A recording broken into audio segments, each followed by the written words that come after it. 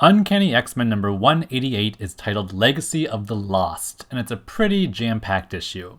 It is several different storylines that kind of run concurrently, and although they aren't exactly competing with each other for attention, it can still get a bit confusing for the faint of heart.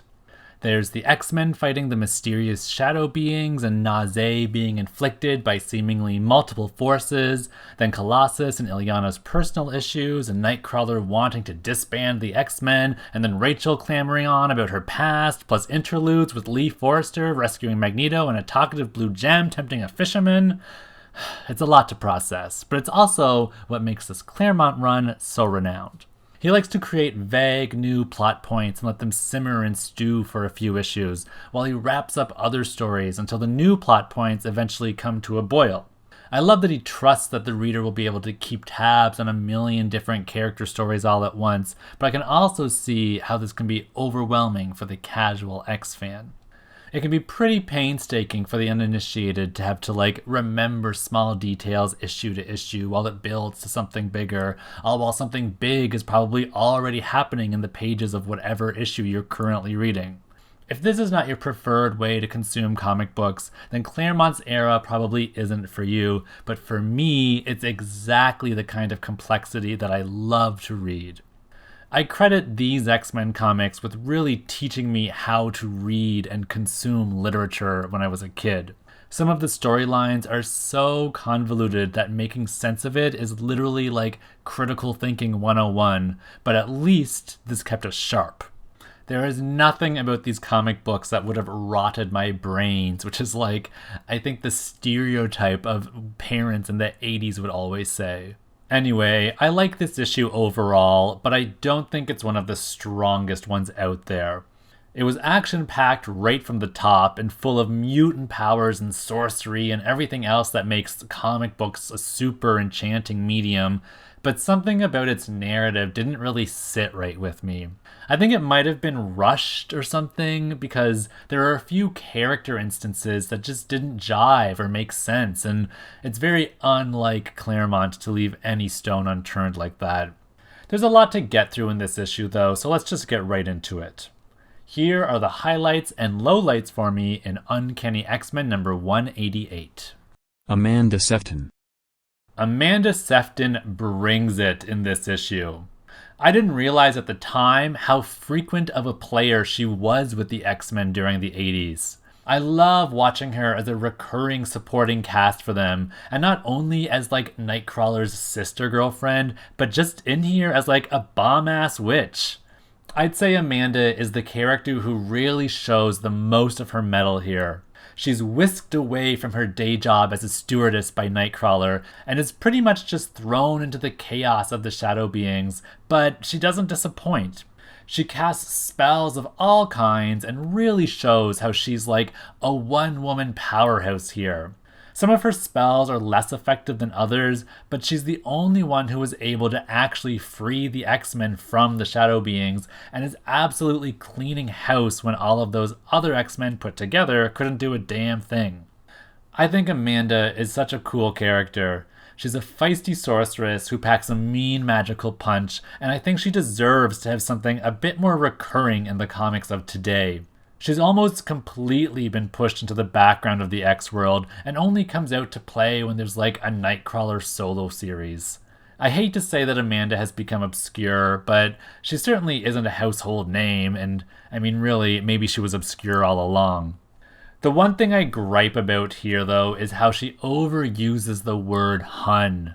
Ugh, I loathe it when people tack on a term of endearment at the end of every sentence, especially when it's a stranger or someone who doesn't even really know me. Amanda does it twice in this issue. Once to Nightcrawler when he first asks her to help, and then again to Rogue after the shadow beings are vanquished.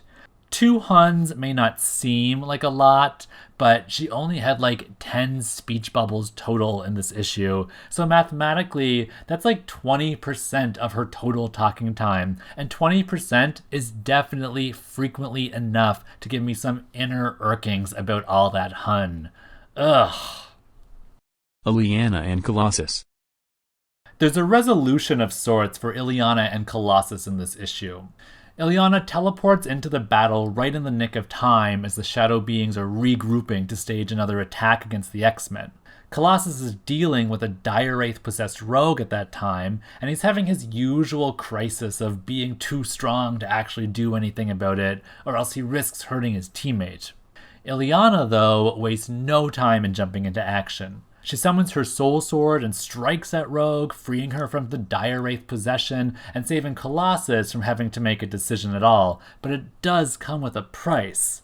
She has now fully revealed to her brother that the changes that occurred to her when she was in limbo for 7 years are more than skin deep. She's showing Colossus that she has awesome abilities now too, and even though she's not ashamed of them, she does worry that they're going to turn her brother away from her. She's afraid that she's no longer the Illyana that Colossus knows, and so that's what's really making her afraid. That doesn't happen, of course, and Colossus is all too happy to embrace and accept the new Illyana. He doesn't care that she has Belasco's evil influence coursing through her veins now. She's his sister, and for Colossus, family is like an apex concept. If anything, I get the impression that he's even more proud of her now that she has magical abilities. I think in a weird way, he sees it as Illyana growing up, like she's developing skills that are enriching and informing her way into adolescence. I mean, really, in the end, Illyana can do no wrong in Colossus's eyes, no matter what she does anyway. He's always wearing his big brother blinders when it comes to her. She could literally be bringing upon the end of the world, and he'd still only see his little snowflake of a sister. But I think we're getting a bit ahead of ourselves there. Still, this is a nice, heartfelt moment that they do share. Illyana was worried about being rejected for showing who she really is, but in fact, the opposite occurs, and Colossus embraces her even more warmly than he did before. A personal favorite moment of mine in this issue is Illyana calling out that more of her eldritch armor is starting to appear each time she uses her soul sword. I always loved the idea of her slowly being consumed by the very power that she's harnessing. It's such a small, tiny detail in these issues that it could go easily unnoticed, but that's exactly why I love it. It's the slow burn of story building, and the payoff for what does eventually happen to Illyana is just so good and totally worth it. Forge. I'm not too taken by Forge in this issue. I think his storyline got a bit muddled, and it wasn't totally clear what he was doing during the big battle with the Shadow Beings. Like the other X-Men, he's one of the people who's caught up in the weird black mass that's holding the heroes at the start of the issue, but he's freed after Storm shoots off his prosthetic leg. He then goes hunting for Nazé because he senses that the Shadow Beings are mystical in nature, and he thinks that Nazé's magic can help fight them off. But after a brief panel of him hopping down some stairs, it's like the last we see of Forge until he mysteriously shows back up in the middle of the battle again to help Nightcrawler kill a dire wraith on the roof. It kind of felt pointless to me to send Forge off on this wild goose chase of trying to find Nazé without having any sort of payoff about it. I could understand that story point if Forge had to be absent from the battle for some reason, because maybe something needed to happen with the Shadow Beings that wouldn't have been able to happen if he was there. Like maybe some sort of technology they had to harness and him being there complicated them using it. But there was nothing like that happened. As far as I can tell, there's no reason why Forge couldn't have been involved in that entire section with Amanda and Illyana helping to free the X-Men. Him just randomly showing back up after having done absolutely nothing in way of finding Nazé is really just underwhelming to me. Him searching for Nazé didn't add anything to the plot or complicate things further, and even though it was a way of getting Forge off-panel, I don't think there's a reason why Forge needed to be off-panel, so it's just a big fail overall for me. I did like Forge's characterization after he showed back up, though. I enjoyed the contrast between him and Nightcrawler in regards to the sanctity of life. Forge is a lot more lethal in his methods of dealing with threats than the X-Men are, and I think it's good to see a non-villain character portray that trait, even if it's just to help demonstrate that things aren't so black and white in the world of heroes and villains. Forge does eventually find Nazé, but it feels disjointed from the rest of the story. I think it's because it comes so far after his initial hunt for him, and then after Forge has already had a different story point, so it's like, yeah, a payoff in a way, but it's less effective because it feels like things were happening out of order here. And then nothing comes from it anyway, aside from Forge recognizing that Nazé needs to go to a hospital. There's no big reveal here yet, and it's clear that Forge doesn't really suspect Nazé of any wrongdoing yet because he's still just worried about Nazé's overall well-being. I don't know, I just think they did Forge a little dirty in the sequence of storytelling in this issue, and the boy deserves better. Nazé. I think Nazé is one of the more confusing characters of this arc.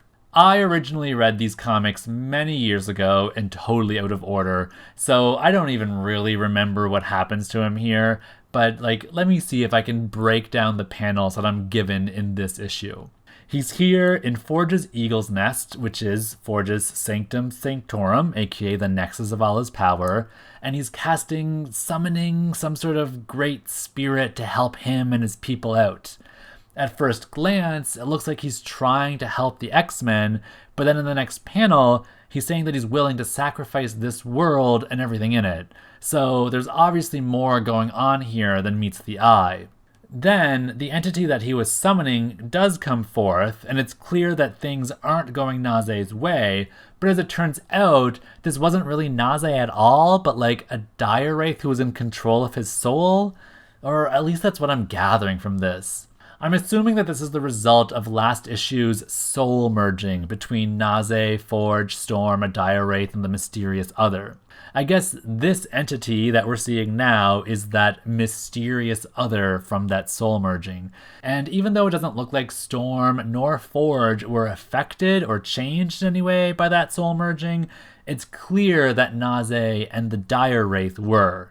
Or something. Anyway, it gets more complicated because from here, what I can tell is that the entity who was summoned now consumes both the dire wraith that's in control of Nazé as well as Nazé himself. So in effect, there are 3 souls within Nazé, 2 of which are being suppressed, his own and the wraith's, and now this great entity is running the show. Ugh.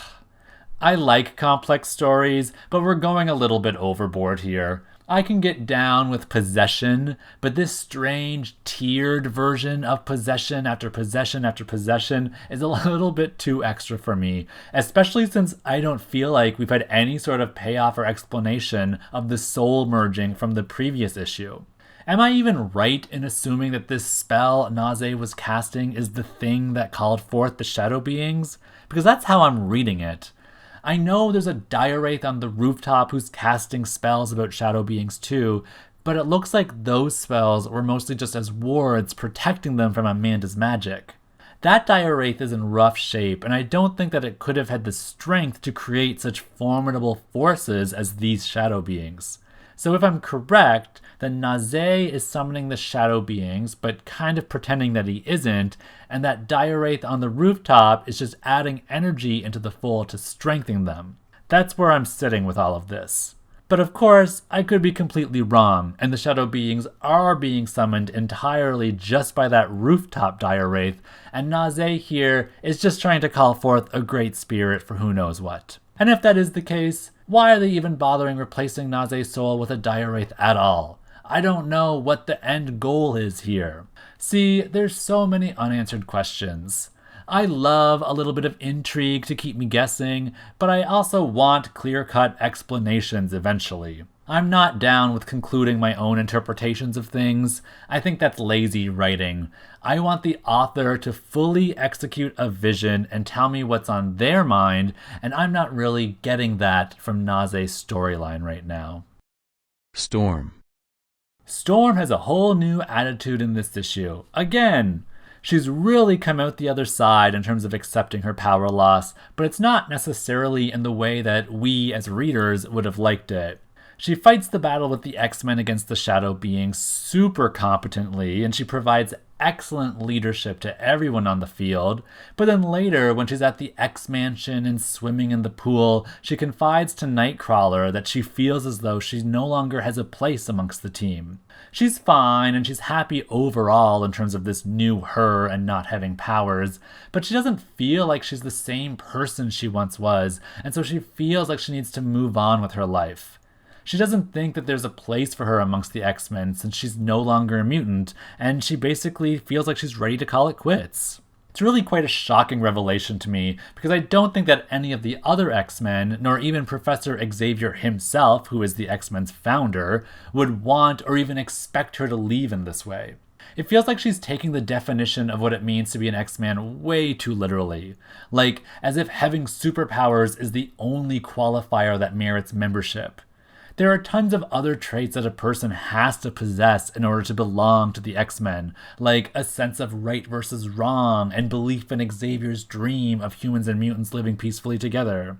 If anything, those are the core elements of what actually makes an X-Man versus having powers, so Storm going off like this actually makes her feel like she's being a bit petulant to me. There's a world of good that she could still be doing if she sticks with the team, but she can't see that for some reason. She's too hung up on her power loss. I mean, I guess she's still processing it, and maybe this is just the next step in her rediscovering and reinventing herself yet again. It's a huge loss for the team though, because as much as each individual member is their own aspect of the team, like someone's the heart, someone's the soul, and etc., I really believe that Storm actually comprises all of those things, and her not being there leaves a huge void that I don't think any one of those members can currently fill. Even though she's come to quote-unquote terms with her power loss, I love that she hasn't lost her edge about it. She still swears that she'll get her revenge against Forge because of what he did, and she threatens him with some serious violence the next time their paths cross. That's what I like about Storm. She knows the difference of right and wrong, but she's not so stuck up about it that she's afraid to get her hands dirty on personal vendettas. I also gotta love her consistency in costuming for this issue. She's still sporting that Rambo-inspired holster belt over her shoulders through the entire fight with the Shadow Beings, and right up until she leaves Eagle Plaza. Now that is commitment. Nightcrawler.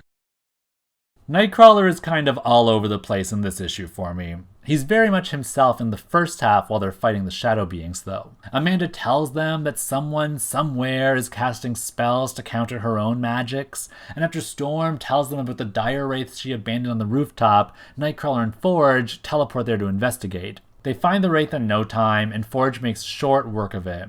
Nightcrawler doesn't explicitly tell him not to kill it, but it's clear that Kurt would have preferred mercy over this obstinate destruction. This plays not only into Kurt's character as a spiritual believer, but also to the edict of what makes him an X-Man. X-Men do not kill is like a big tagline for the team during this time, and so it shakes Kurt to see Forge so easily able to disregard life, even if it is an enemy's life. He tells Forge as much when they go back to help the others after the chaos has ended, and I hope that this is the beginning of some sort of little frenemy situation between these two. Forge's main connection to the X-Team right now is Storm, but it's fun to see him interacting with the other characters and seeing how his personality can clash with someone like Kurt. Kurt's big scene in this issue comes later though, when he's at the X-Mansion and he calls an X-meeting and suggests that it's time to disband the X-Men. He's sick of fighting for a world that doesn't want them and seeing all of his friends pay the price for it. I can't exactly tell if he's just threatening to quit the X-Men himself, or if he's motioning that the entire team should give up, but it sounds like the latter to me. He makes a very passionate argument about why the school works for training students and using their mutant powers, but that the team fighting for coexistence is a failed project. This whole speech felt very off-character for me. Nightcrawler is like the guy who has faith, and so I wasn't really buying him suddenly disregarding the team as a concept. He's way more the type who would try to talk some sense into someone else who was feeling this way and help them steer back onto the right path. Granted, this could just be a play on his faith being shaken, but it still felt like it was kind of out of nowhere for him. He says that he feels this way because Storm was recently maimed by the government, and he also lists off a bunch of other issues that have been bothering him, like the Mutant Registration Act and all those friends who died, but I never really saw these issues mounting in him emotionally. I think it would have been different if I had seen him brooding for a while, and then this speech of his wouldn't have felt so out of nowhere. I think it was just like a forced story point so that we could get Rachel's perspective, but I actually think it was pretty sloppily done. I like Nightcrawler's passion here, and I could see him saying these things, but just under the right circumstances and after a lot of frustration. I just think this section needed a little bit more build-up than, well, the absolutely none that it had. Rachel Summers. Rachel lets it all out in this issue. By this point, she's aware that she's in the wrong timeline, but I'm not sure if she's fully shared that with the team yet. After she hears that Jean Grey is dead in this reality, she freaks out and starts psionically blasting everything around her. It's the first testament to Rachel's true strength as a psychic, and it also shows Xavier just how untrained in her powers she really is. She thought Jean was alive in this world because of when she prank-called Cyclops a few issues ago and heard Madeline Pryor's voice in the background. She doesn't know about all of the drama that there is between him and Madeline, or that even Madeline exists, so I can understand her confusion here. She heard what she thought were both of her parents' voices, but now that she's being told one of them is dead, sounds like nonsense to her. She spills the beans to the team and tells them that Jean is her mom, and then gets real existential about it. If it's true that Jean Grey is in fact dead, then that means there's no way that Rachel will ever be born in this time. It's like the final nail in the coffin for her in determining the differences and similarities between this timeline and her own. If she's not even going to exist in this world, then there's no way she traveled back to the right time. That said, she still feels compelled to save the X-Men from disbanding. Just because she's in a different timeline from her own, it doesn't mean that what did happen in her world won't happen here as well. She shares with the team some stories of her past, aka their potential future, and tells them how pretty much all of them are dead and that the Sentinels and the Mutant Control Act have, destroyed the world. The imagery is terrible, and it really shakes the X-Men, but they all have different reactions to it. Colossus focuses on his failed relationship with Kitty and sees that they're together in the future, so maybe there's still hope for them yet. Nightcrawler thinks that Rachel has only just proved his point that humans and mutants can never coexist. Rogue worries about her own fate since she didn't seem to even exist in Rachel's world. And Storm is, well, strangely thoughtless. I wonder what that's about. Even Xavier is shown to break down in tears after he sees that all his hard work that he's doing is essentially for nothing in the future. But Storm just seems to be taking it all in. Does she think that this doesn't concern her anymore because she's no longer a mutant? Maybe her thoughts are like, whew, dodge that bullet. Anyway, Rachel's story convinces the X-Men, and Nightcrawler in particular, to not disband the team and to continue the good fight in hopes of preventing Rachel's future from ever possibly happening. She tells them just how important Xavier's dream really is in the grand fabric of mutant-human relations, and that really it was his dream that even inspired her to make this jaunt back to the past. It would have been so easy for her just to roll over and die in that future she's from. All of her friends are dead and the dream is basically dead, so what's the point in going on? But it's the strength of what Xavier envisioned and her belief of attaining that and seeing it as an actionable thing given the correct circumstances that gives her the confidence to take the journey into the past and make sure that no one makes any stupid mistakes like the X-Men splitting up. Rachel's story was definitely the point of this issue for me, and I'm glad they finally got it out there so that the team can have renewed energy in fighting for a world that increasingly looks like it doesn't want them. Lee Forrester. Lee's only in this issue for a hot minute, but what a hot minute it is. She sees someone being thrashed about in the water by a shark and wastes no time in diving in to save them. Lee's only a measly human, so she's putting herself at great personal risk by doing this. But I think that's what makes her cool. She's one of those adventurous humans that the X-Men are often paired with, and even though she doesn't personally seek involvement with the X-Men, her own personal exploits always end up getting her involved with them somehow anyway. But it's always good to have allies with unique skill sets, and Lee has quite the arsenal of her own. Even just the way she kablams that gun around to scare the shark off, it feels like it gives her a bit of an edge over the everyday human. I've always heard that if you encounter a shark in the water, then you're supposed to punch it. Now, I don't know if that's true or not, but evidently Lee heard the same thing, because after she rescues the man, she decides to kick the shark just for good measure and tell it to back off. The seas are at the mercy of this Captain Forrester, and they'd better not forget it. The man who she rescues ends up being Magneto. They don't go into any further detail than this, since this issue is just a little interlude moment of them, but check out this panel. Is it not the most Ian McLennan Magneto has ever looked?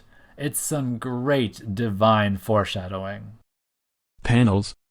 Here are some of the panels that I enjoyed in this issue. Not a lot of funny moments, but a panel is what you make of it, so why not find joy wherever we can?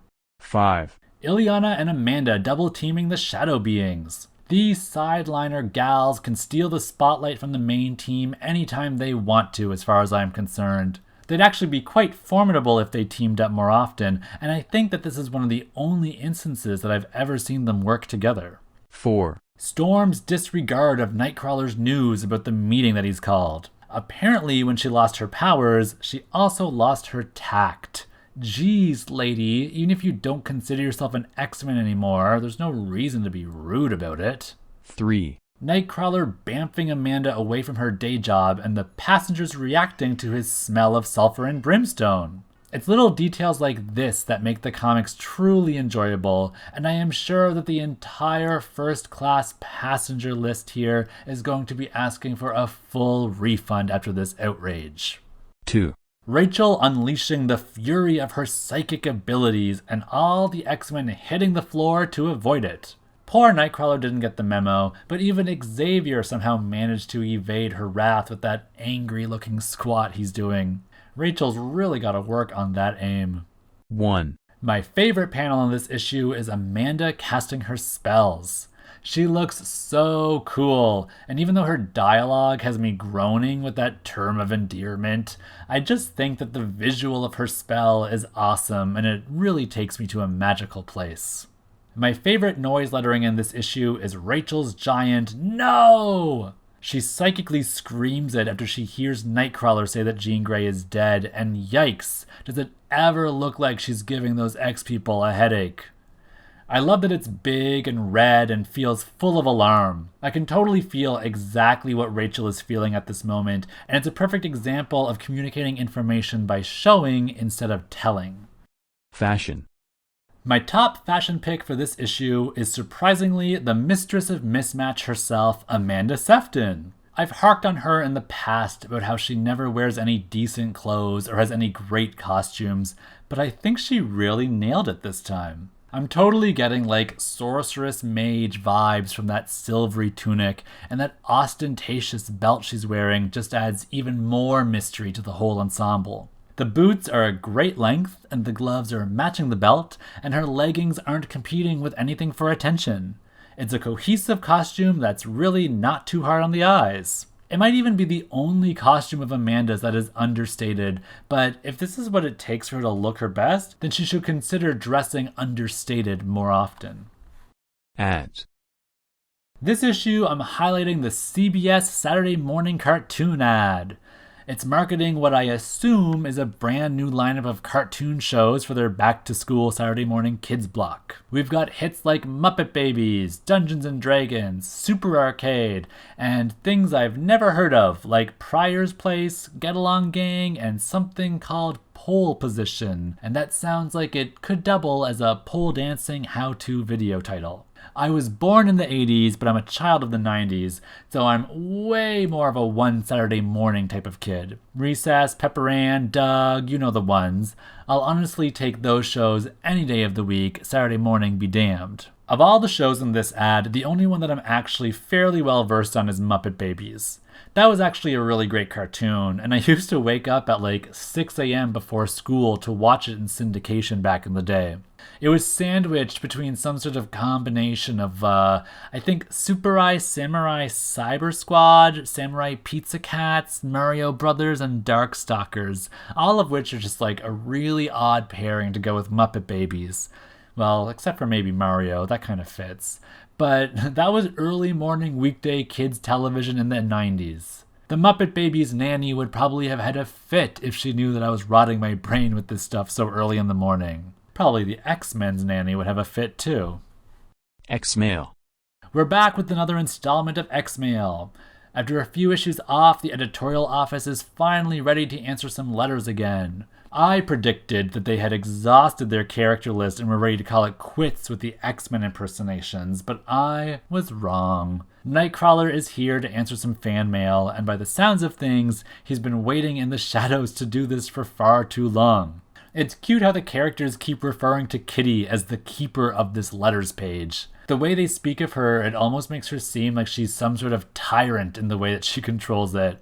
She hands out the reins to the letters page very selectively, and I'm super curious to know what sort of assessment she's making when determining who gets to go next. This issue, I'm highlighting a letter from Allison Weisner of Portland, Oregon.